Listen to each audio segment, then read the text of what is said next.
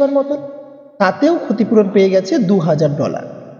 বিদেশে বেড়াতে এসে ওসব ঝঞ্ঝাটের মধ্যে যাবার ইচ্ছেই আমার নেই। পুলিশের সঙ্গে কে নিজেকে জড়াতে চায়? তবু আমি মনে মনে বললুম, লোকটা তো খুব অভদ্র। হয়তো সে ইচ্ছে করে আমায় ধাক্কা দেয়নি, তবু আমার কাছে এসে অন্তত একবার দুঃখ প্রকাশ করা উচিত ছিল তার। চোখের যন্ত্রণায় ঘুম আসছে না। শুয়ে শুয়ে আকাশ পাতাল চিন্তা করতে লাগলুম। কমিক্সের গল্পের ছবির মতন যেন দেখতে পেলুম সমুদ্রের উপর দিয়ে যাচ্ছে ফ্লাইট নাম্বার 572। ওর ভেতরে ককপিটের সামনে পাইলটের কপালের কাছে পিস্তল উঁচিয়ে দাঁড়িয়ে আছে বিমান। বিমানদস্যু সবাই ভয়ে মুখ ফ্যাকাশে করে আছে। হঠাৎ আমার মনে হলো, ওই দৈত্যের মতন চেহারার লোকটাই বিমানদস্যু নয় তো? ওর চেহারা তো ঠিক ডাকাতের মতোই। হয়তো ওর আরও সঙ্গী ছিল। বিমানটা ছিনতাই করে বোধহয় চলে যাচ্ছে আফ্রিকার কোনো দেশে। বেশ একখানা গল্প ভাবতে ভাবতে আমি ঘুমিয়ে পড়লুম একসময়। পরের দিন সকালেই কাগজে বড় বড় করে খবর বেরোলো, হাইজ্যাক করা বিমানটা আকাশেই ধ্বংস হয়ে টুকরো টুকরো হয়ে পড়েছে গালফ অফ মেক্সিকোতে। 56 জন যাত্রীর মধ্যে একজনকেও খুঁজে পাওয়া যায়নি। সবাইকে মৃত বলে ধরে নেওয়া যায় নিশ্চিতভাবে। দুর্ঘটনা হয় রাত 10:30টায়।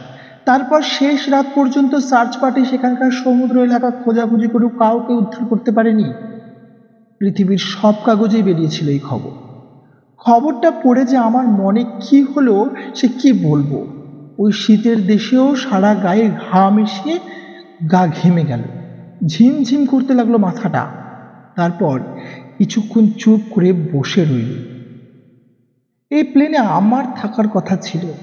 চোখে ধাক্কাটা না লাগলে এতক্ষণ হয়তো আমার দেহটা টুকরো টুকরো হয়ে গালফ অফ মেক্সিকোতে ভাসছে আর হাঙরে ছিঁড়ে ছিঁড়ে খাচ্ছে।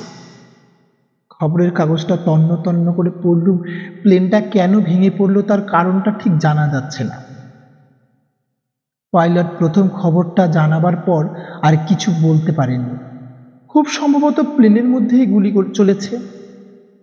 পুলিশের লোক বলছে যাত্রীদের মধ্যে একজন নাকি নেভাডার লাস ভেগাস শহরে জুয়া খেলে সর্বশান্ত হয়েছিল, তারপর পাওনাদারের তাড়া খেয়ে পালিয়ে এসেছিল টুসনে। সেখান থেকে প্লেন হাইজ্যাক করে অন্য দেশের আশ্রয় নেবার মতলবে ছিল। তারপর কি হয়েছে কেউ জানে না। আমার কেন যেন দৃঢ় ধারণা হয়ে গেল সেই দৈত্যের মতন মুলাটো লোকটাই এই সব কাণ্ড করেছে। লাইনের একেবারে প্রথমে এসে দাঁড়িয়েছিল, এরকম কাণ্ড হবার পরে একটু আক্ষেপ করেনি। এত ব্যস্ত ছিল প্লেনটা ধরবার জন্য। দুপুরের দিকে আমার মনে হইল ওই লোকটা ইচ্ছে করেই আমাকে ধাক্কা দেয়নি তো।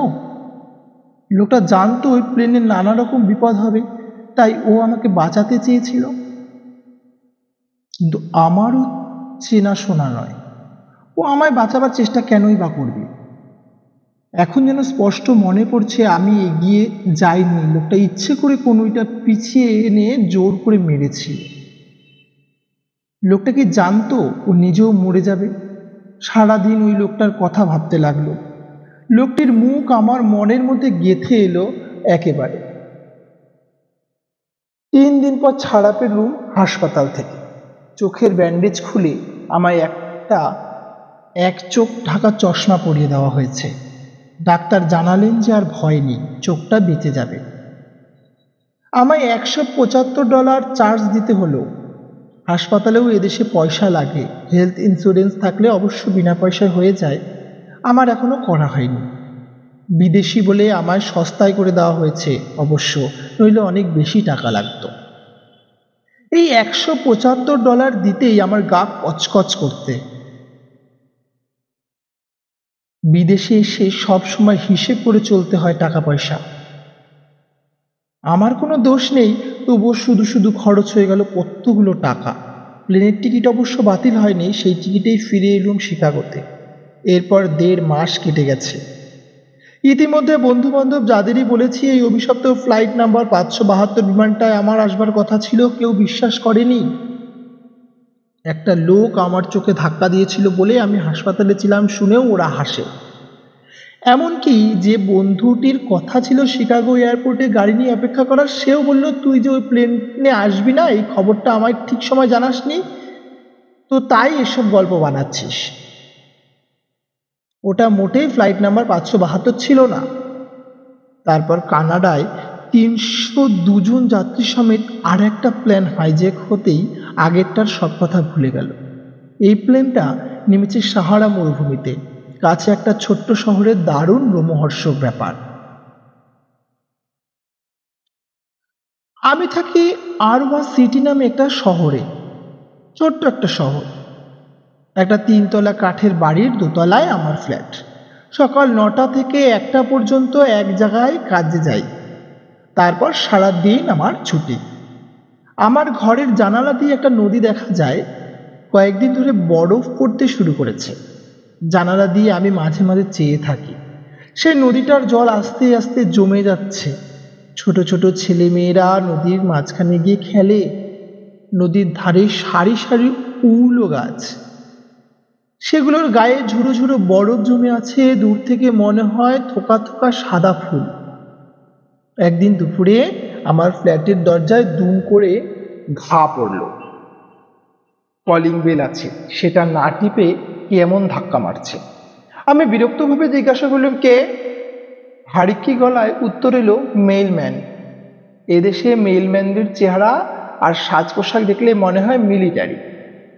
এরা পায়ে হেঁটে চিঠি বিলি করে না, প্রত্যেকের নিজস্ব গাড়ি আছে। সাধারণত নিচের ডাক বাক্সতে এরা চিঠি দিয়ে চলে যায়, রেজিস্ট্রি কিংবা মানি অর্ডার থাকলে ওপরে আসে। দরজা খুলে মেলম্যানটিকে দেখে এতই অবাক হয়ে গেলুম যে আমার মুখ দিয়ে আর কোনো কথা বেরোলো না। আমি হাঁ করে তাকিয়ে রইলুম তার দিকে। লোকটি আমার অবস্থা দেখে হেসে ফেললেন। Hey man, what's the matter? Have you seen a ghost or something? তো বন্ধুরা, গল্পটি শোনার জন্য আপনাকে অনেক ধন্যবাদ। যদি গল্পটি আপনার ভালো লেগে থাকে তাহলে লাইক বাটনে ক্লিক করে আপনার ভালো লাগার ছাপ রাখুন। আর কমেন্টে জানান আপনার গল্পটি কেমন লাগলো। আর এখনও যদি সাবস্ক্রাইব না করে থাকেন তাহলে সাবস্ক্রাইব বাটনে ক্লিক করুন। আর গল্পটি বন্ধুদের কাছে শেয়ার করতে ভুলবেন না।